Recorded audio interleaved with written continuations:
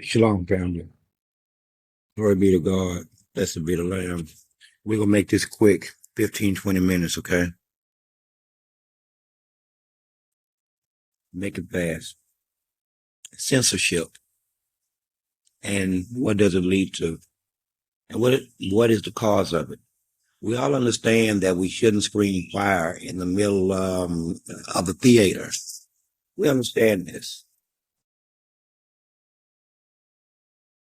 No one has to actually tell us that, that's a bad thing. It will cause a stir. It will cause, and they have to somehow figure out how to stop it. And that's a lot of beef. But censorship, excuse the dogs. Maybe my AI will remove them. Maybe they won't.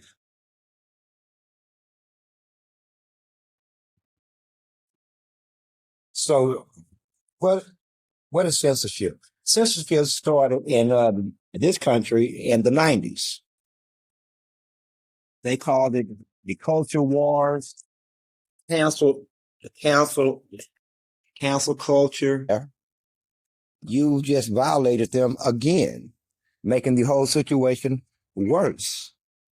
Why not engage them along logic on the subject matter? But that's not what we want to do.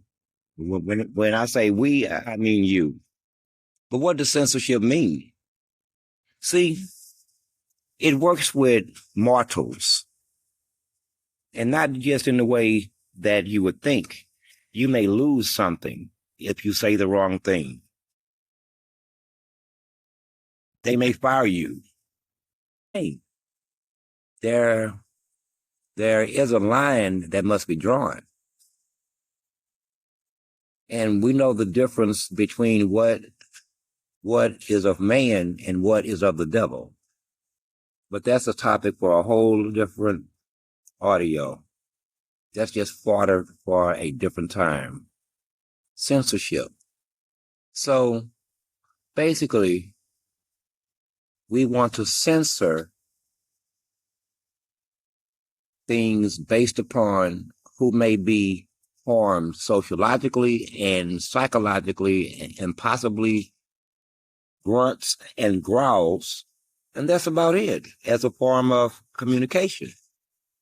You most certainly would not have what you have now. Okay? But in the complexity of man is the simplicity of man. Man is easily disarmed. Easily. I mean, he just doesn't know it. I mean, here's something simple. And we're going to get back to what I was saying, though. If I wanted to harm man, I wouldn't have to kill man. I would just make it so everybody's thumbs. Censorship. So now that you demand that I can use words like Jewish, Israel, Zionism, Palestinian, Gaza, certain things and organizational structures of gang stalking, which I used the organizational structural name. But you even attack that. So where does that leave a being such as myself? Think about it. If you tell you, but you have no right to escape hearing anything. You simply don't. I mean, you can take it personal and make yourself deaf, shove an ice pick in your eardrum or something. That's always an option.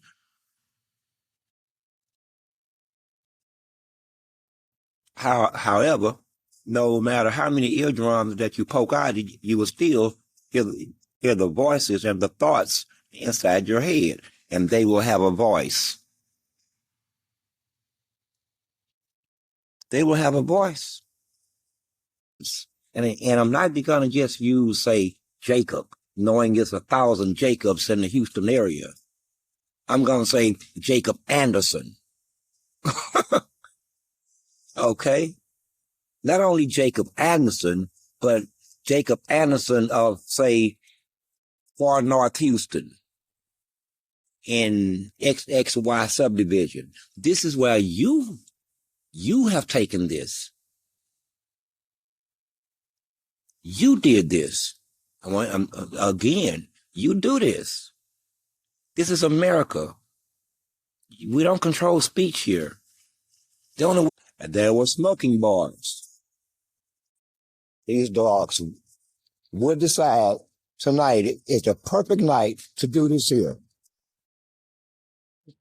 to just have a ball.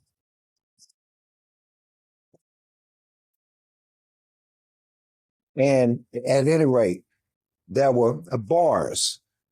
99 out of 100 inside of these bars were ashtrays because people smoked cigarettes as they drank spirits.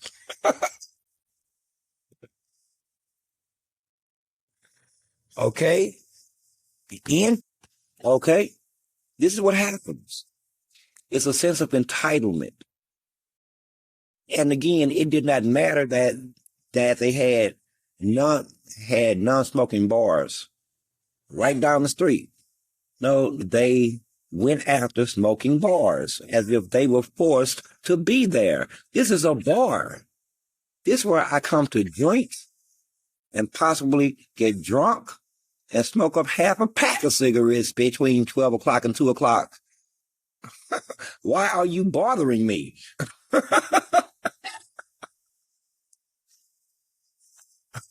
Shit. Never.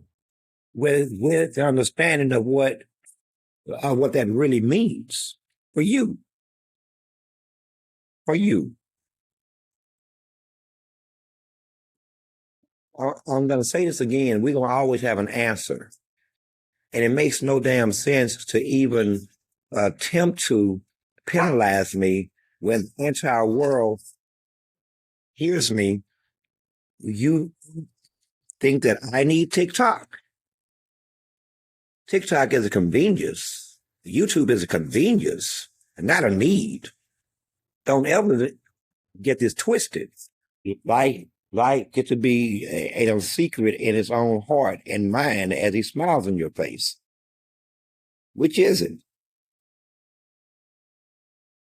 I like to, maybe it's just me, but I would like to know the one who hates my guts. Maybe he can tell me what I did wrong and I can take some corrective action. Maybe it was something I did. That way, he don't have to let his hate become actionable. So don't insist on silence. That's ridiculous. You think I'm not gonna hate you quietly? Now everybody happy, see? Just like that. But anyway, we've turned a corner again, and it's you doing it. So I said I would make this short. I got 4 minutes. Well, 3 minutes, that's some change. It's you. Why don't you try not violating the very rights that God gave to every individual and man? And let me explain. Oh, and woman. So when I say man, I mean also his woman and his children. Man driving the train, not me. I told him that a pharaoh was not a good analogy and they wouldn't hear it. And I couldn't explain why. So they won the argument. At least I couldn't do it honestly. And I can't lie either. So they won. I didn't even entertain it. They starting to call you pharaoh. Not because you're a particular culture or anything, but look at how the shit is laying out. Anyway, I ain't got but 2 minutes left. 2 minutes, man. You can take what you have given man. You can't take from man what God has given him. Unto God, well, it's God. And along those lines,